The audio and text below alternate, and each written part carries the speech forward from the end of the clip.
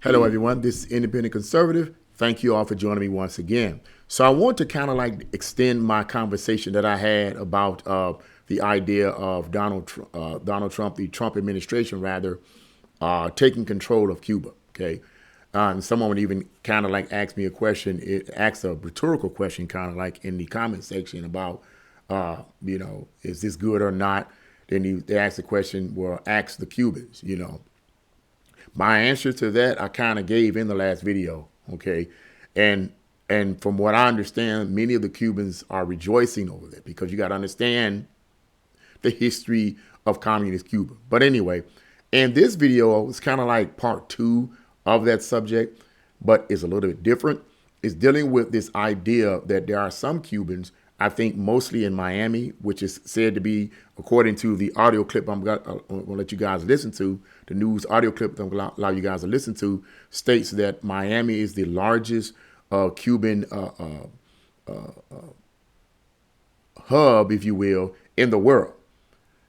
Many Cubans migrated there in Miami, particularly in the 1980s, right around the 1980s, I believe, at one point. But at any rate, many are upset with this idea of different corporations or businesses or whatever investing in Cuba because they believe, because of the idea of Cuba being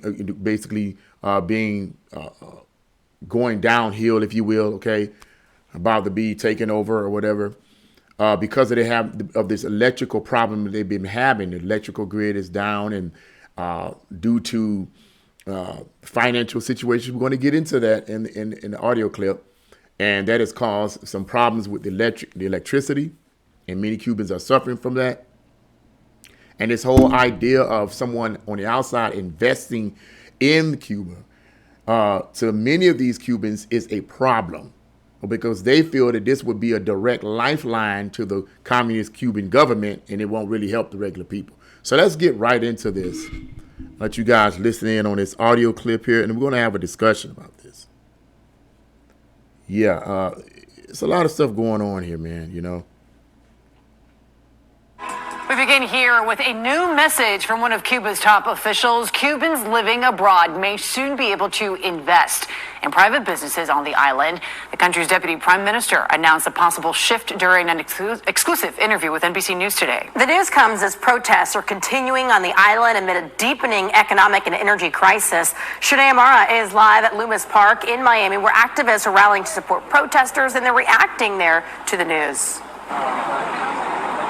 So these are, as it said, as the reporter stated, these are people in Miami rallying against this. Okay, so evidently everyone is not in agreement with this. But anyway. As you can probably see, that rally is still going on right here behind me. But I do want to start, of course, with that message. Obviously, Miami, home to the largest Cuban diaspora in the world.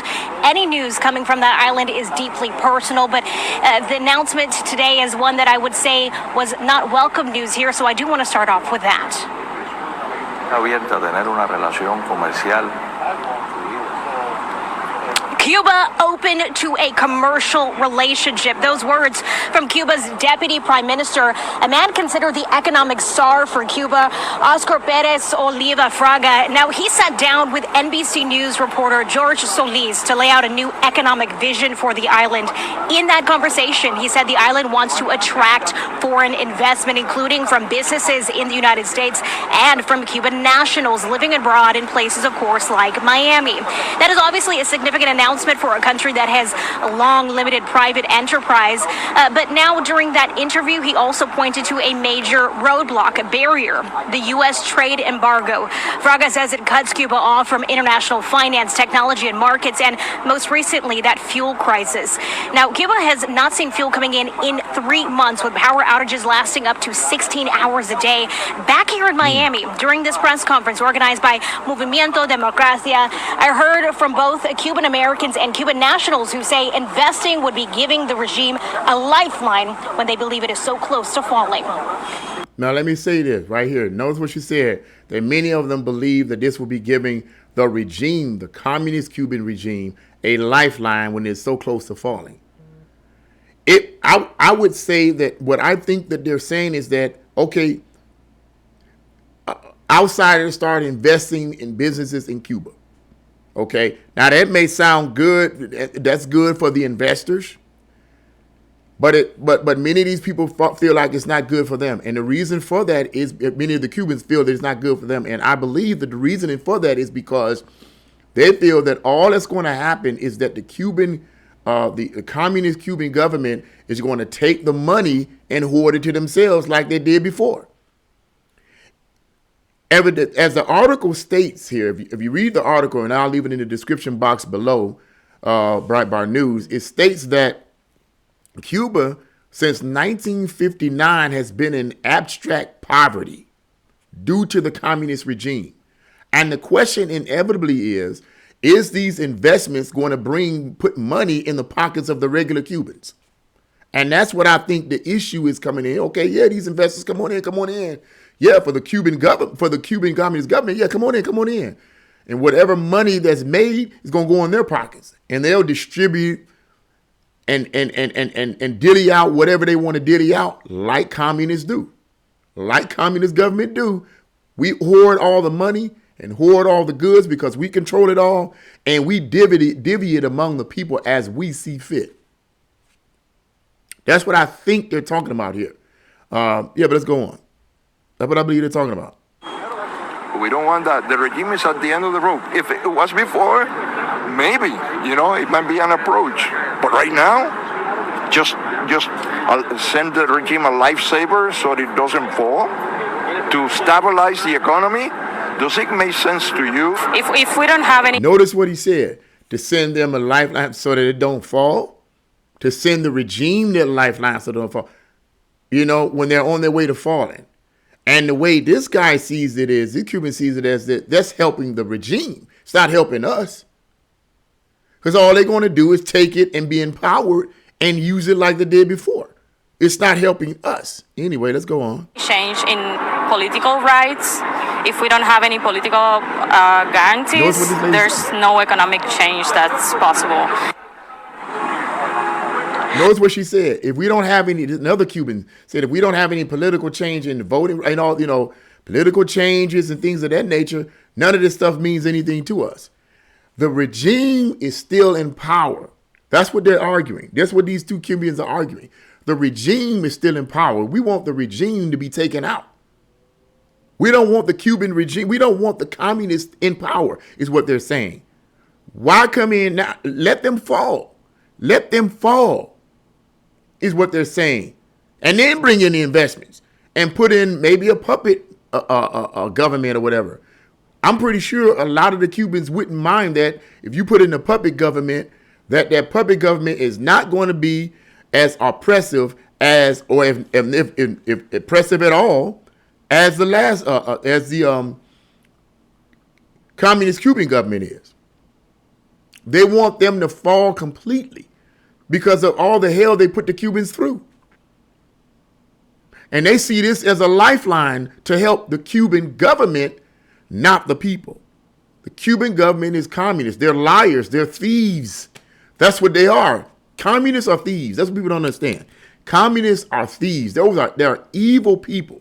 Hardcore communists are nasty, evil people. I know it. I've read all kinds of books on it, documented sources. Well, you just read up about it. Well, what do you know any personal communists that's nice and sweet? Look at your boy Zoran Mamdani. The hell he bringing? He ain't been in office. Boy, what? How long he been the mayor there? 2 minutes? Come on, man. It's a corrupt regime, and a corrupt regime is going to take the money, put it in their pockets, so to speak, and then whatever they have left, they divvy it to the people. Get rid of the structure is what they're saying.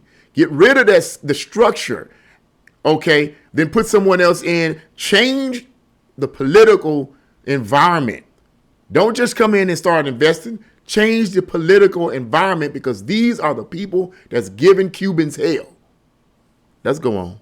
Well, they also addressed the Our America convoy organized by Mariela Castro, the daughter of Raul Castro. Overall, activists say any discussion about economic change must also include political change, and they are calling for the ability for Cuban exiles to return to their homeland and calling on the U.S. government to focus on and support the Cuban people, not the regime. They also are calling to see an independent flotilla, basically a group of boats with a purpose, traveling together to deliver humanitarian aid to help the people of Cuba. We're going to dive deeper into all of these comments coming up in our evening newscast. For now, reporting live in Miami, Shernay Amara, NBC 6 News. We'll see you. That's it. You heard that. You heard that. You heard that. Wasn't AI. It was real. A real news clip. It makes sense. It makes it. Basically, what they're saying is, you guys with these investments and all this kind of stuff is helping the Cuban government. You're not helping us. You're not helping us. Okay? That's what they want. They want help from America. Okay? Now, here's something in the article. It states, the Castro regime admitted on Friday that it was engaged in negotiations with the administration of President Donald Trump to improve the long-standing hostile relations between Washington and the state sponsor of terrorism, a move that appears to have emboldened the protests. Shortly after, on Monday, the official newspaper of the Communist Party, Grana, published an explanation of new, quote, measures inviting the Cuban diaspora to invest in the party. Really? The Cuban population outside of the island is largely made up of exiles and their children. As Cuba heavily restricts the rights of its citizens to travel freely, those who escaped often have stories of being forced into years of slavery at labor camps, tortured in political prisons, or otherwise humiliated before making it out. That's Cuba, dude. That's Cuba. And then people ask the Cubans if they want the Trump administration to take Cuba. I would answer a vast majority of them probably would say yes, as long as, to add to what they were saying in this audio clip here, news audio clip, as long as they get rid of the communist government. Wipe them out, get them out of there. Because that's what's causing the problem, and that has been the issue for the last few decades. The people live in poverty there, horrible, grinding poverty. And they want relief. And they see America as the savior, particularly under the Trump administration. Now, once again, going back to the whole concept of American imperialism, once again, I ask the question, which form of imperialism do you think the Cubans would want? I'm not justifying the imperialism, okay? But it is what it is. Which form of imperialism do you think most of the Cubans on the island of Cuba would want? Russian imperialism, China imperialism, or American imperialism? And at this point, America, in terms of the federal government, is not completely communist. They got communists in there, but they haven't taken control. I would say American imperialism, to ease some of this poverty and craziness that I just read to you to some extent in the article that's been going on, according to many of the Cubans on the island. I'm just saying.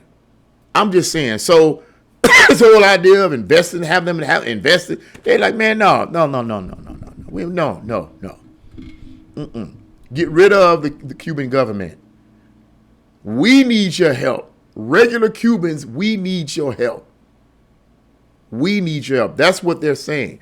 So that's what I have to say about that. What do you guys think about this article and about this particular news clip? What do you think about this investing, outside investors investing in Cuba right now because they're kind of like on the slide down? And do you think this is helping the people of Cuba or the Cuban government? I think it's more than likely helping the Cuban government and not the people. Cuban government don't care nothing about the people, evidently. According to the words of the people in Cuba, Cuban government don't care nothing about them. Get them jokers out of there, America. That's what they want. What do you guys think? Leave your comments in the comment section below. Like, share, and subscribe to my channel. God bless you all and see you again.